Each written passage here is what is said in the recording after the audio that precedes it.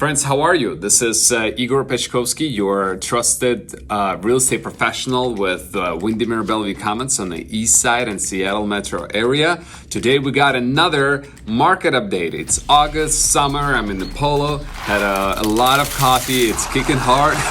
We're gonna have an awesome video, and today I've got, I think, extra few slides for you. We will have a very detailed look on the east side and Bellevue specifically. Like, probably half of the video will be about the east side. Then we'll run through the Seattle area and I'll show you numbers for Snohomish County too. And in the end of this video, which I haven't been making predictions, I will make a prediction for the next 4 months of what you could expect before the end of the year and early 2023. And I'm gonna write that prediction down and we'll see. And I'll share a few stories from streets on the real estate too. So we will have a really good video. Get your popcorn, get ready, get excited. Let's dive right into the east side.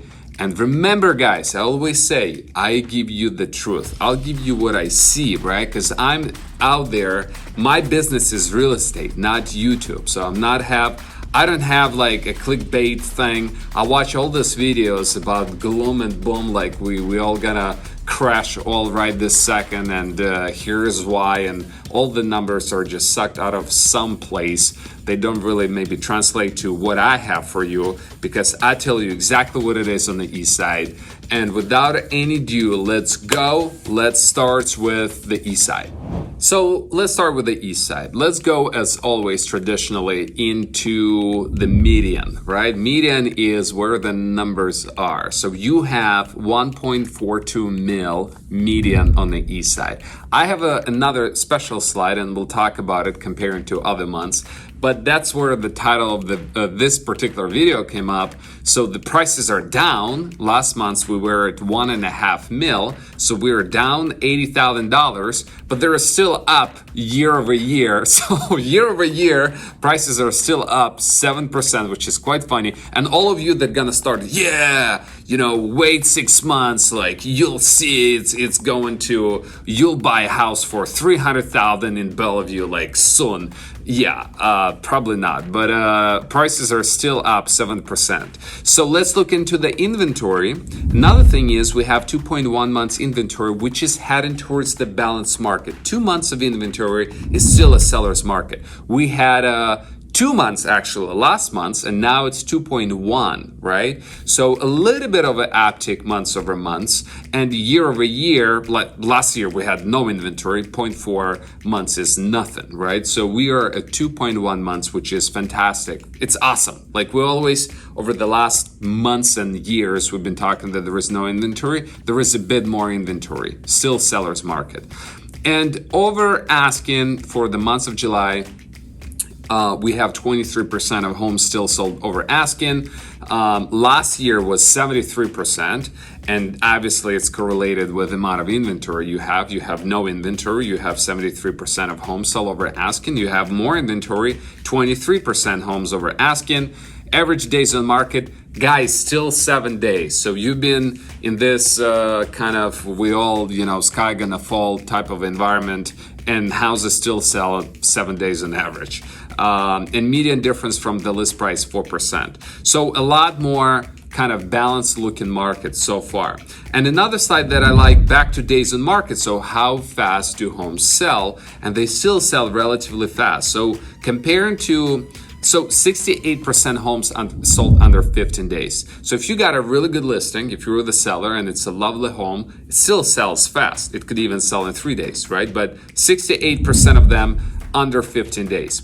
That number was 82% just last month. So there is more time to think for buyers, more time to act, and that's great, but still, very busy market. And you have 20% of homes sell between 15 and 30%. So that's very good. Let's compare the east side figures months over months. But before we do so, let's just look at another slide, which I kind of like cost of waiting per year, right? So why did prices went up so much? We had a lot of stimulus, we had a lot of money in markets fueled by super low interest rates, which ballooned the values.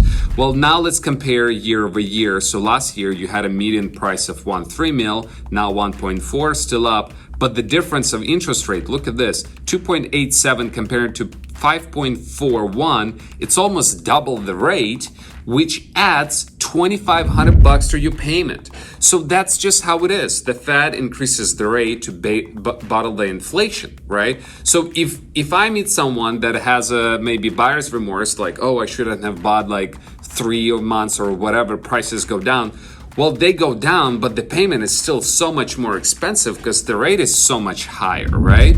So we need this correction, guys, to bring it to a little bit more affordability. But however, it's still a lot more expensive, even if the price would be the same, right? Even if we get back to that 1.3 mil with this double interest rate that we're having right now, the payments are a lot more expensive. I just want to show that to you. So friends, let's just look into months over months picture.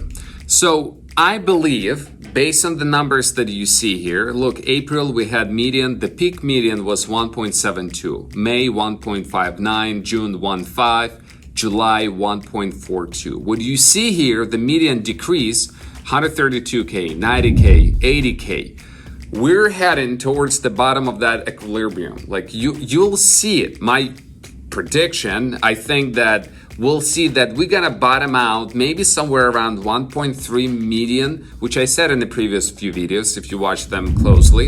So we have a bit more room to go, but it doesn't decrease in such a more drastic space. And in fact, I think the reason those prices on median decrease because the higher end of the market, the $3, $4, $5 million, they took usually bigger price reductions, right? So 5% there, and you have a pretty drastic $2, $3, $400,000 price reductions, which influences this median. Not as many as more affordable homes of $1.5 million or $1 million homes, right? Like there are a lot more buyers for these. Don't get me wrong. Like you have to remember that. So that's one.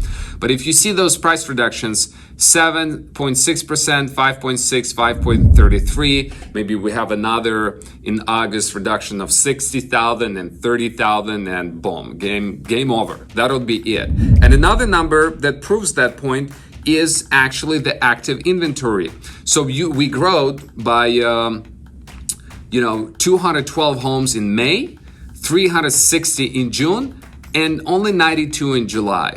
And I don't think really that we're gonna have that much more inventory. So we got to the point of jump to 2 months, now 2.1, maybe we get a little bit more. But the bottom line is I represent many buyers actually, and there is a lot more inventory out there. There is not that much of good inventory. Like you have like really dated homes that sellers just dumped on market that stay there, but like to find a really good home is still quite challenging. And if you're the buyer, you'll know what I'm talking about. So with these two things, I just want to show that decrease, it's kind of like you rip the band-aid off your hand. All right, let's deal with that now. And I quite like it rather than be dragging this over a year. Let's just go down to where affordability in our market meets that interest rate and the price, and let's just kind of go back to that number and work with that number. So I think we're gonna see another a few more thousands dollars to go down, but I don't think it'd be that much more drastic months over months, and we're gonna hit that equilibrium soon. And this model that you see on the screen right now kind of proves that point too. So we had a correction in 2019, and prices went down 949, 892, went up to $1 million, back to 936 in April 20 when we had pandemic, and then we just went up and up and up. And now we reached the 1.5, a little down, 1.7, 1.42. I do believe if you really look at 1% monthly increase year over year, I think the model, and I'm gonna come back to this number, 1.3 mil median, that's probably where it's kind of gotta bottom out. And I don't think that we'll have an insane amount of appreciation anymore. And that's okay, let's talk about predictions later. But I think this model will prove us right, that probably 1.3 is where things will level off and we'll just keep living from that number and forward.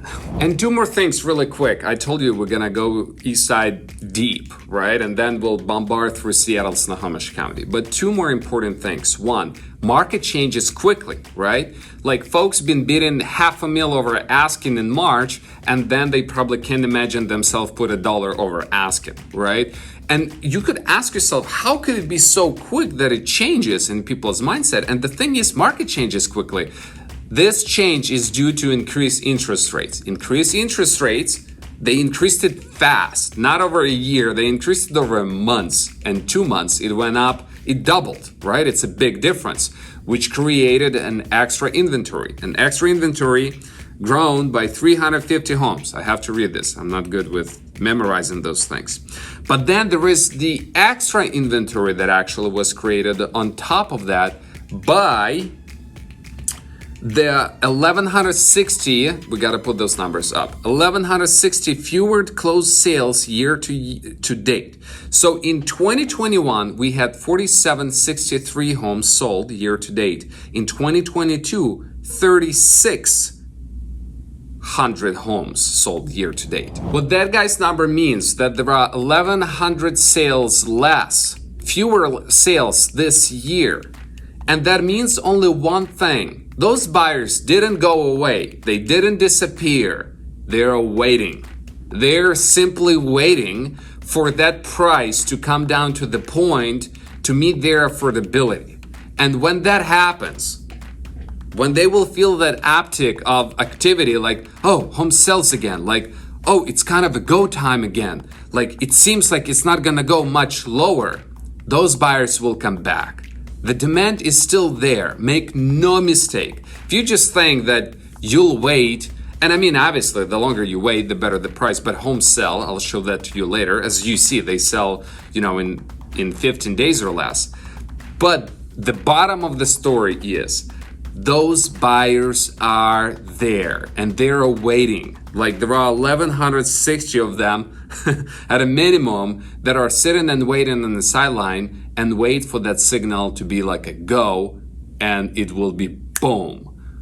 And I'll tell you in the prediction later how that boom will look like. But that's an interesting stuff. I know that was a lot to take in, but the bottom line is we have a demand and interest rates is what changed the market. And here's the slide for you on interest rates. So we can, as you could see, through all different prices that we come into the peak and going back from the peak down, like it's still quite more expensive to buy. So when that number decreases to the point where that difference is very minimal, I think we'll have a go time baby again, right? So interest rates and interest rates and interest rates. But as you heard me say in the last video, I always say between the interest rate and the price, pick a price, because it's a matter of time when interest rate will change and go lower again. So if you could find a home that you can afford at this interest rate and you like the price, do it. All right, let's go to Seattle, Snohomish, and we'll finish this off.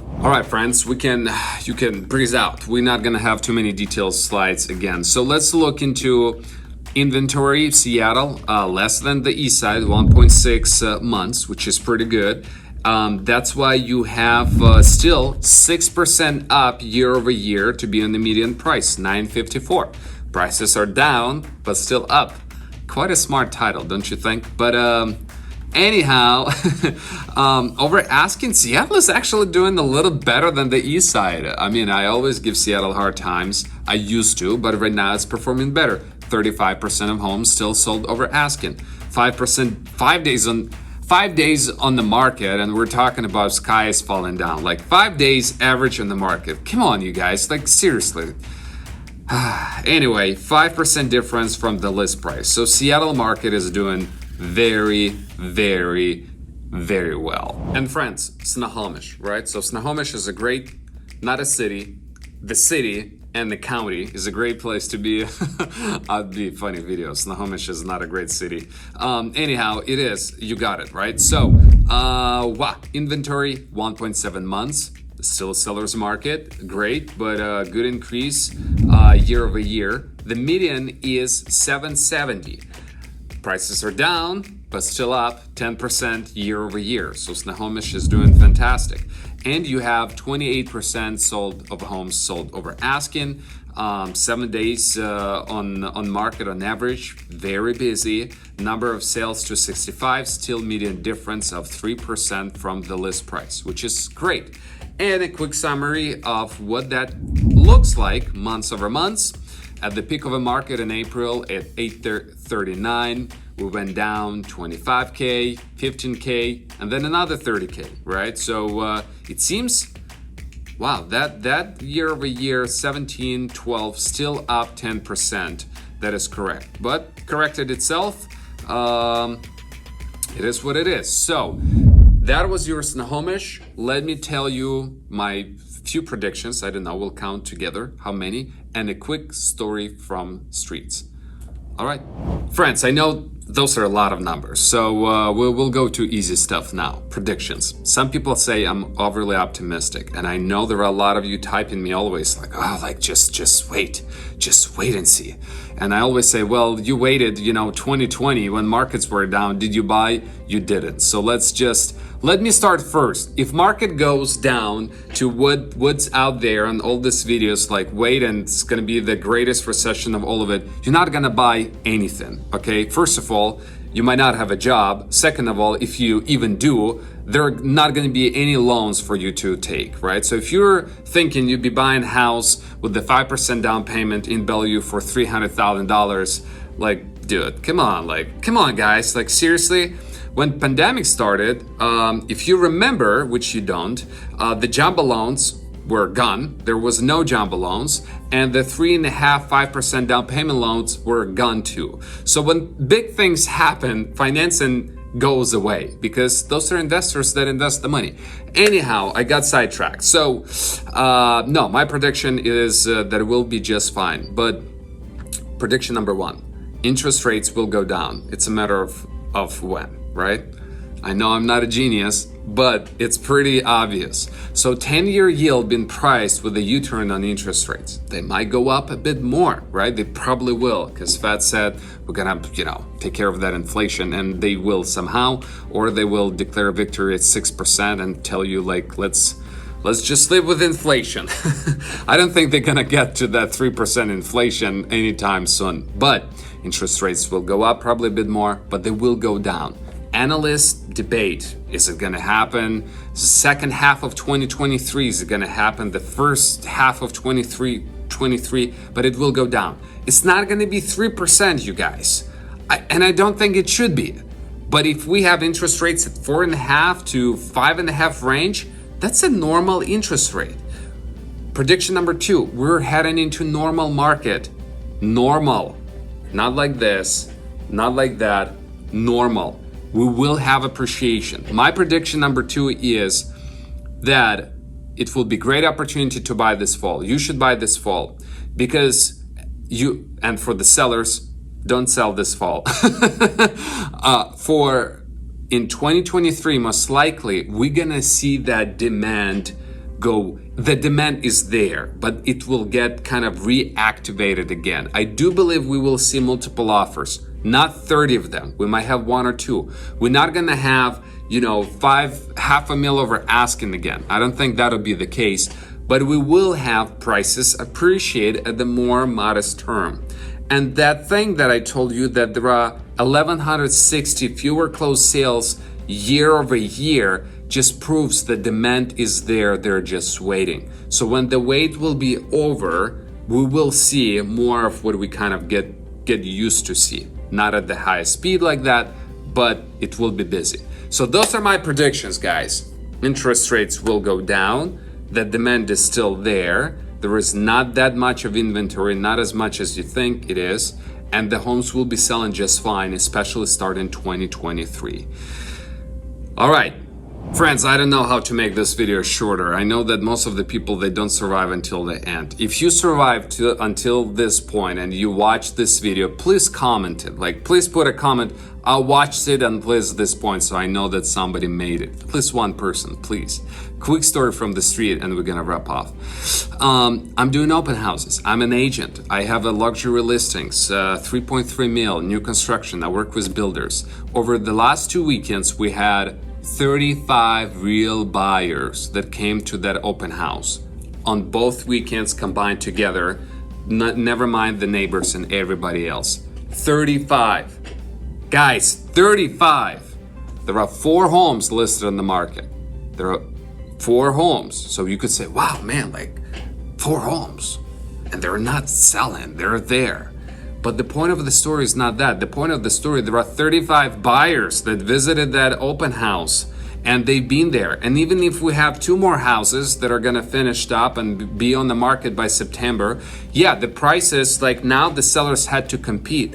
But back to my point, you guys, when those buyers will feel a go, by the way, a few of those listings went pending, but when they feel like, let's buy, there are way more buyers out there than any supply we're gonna have.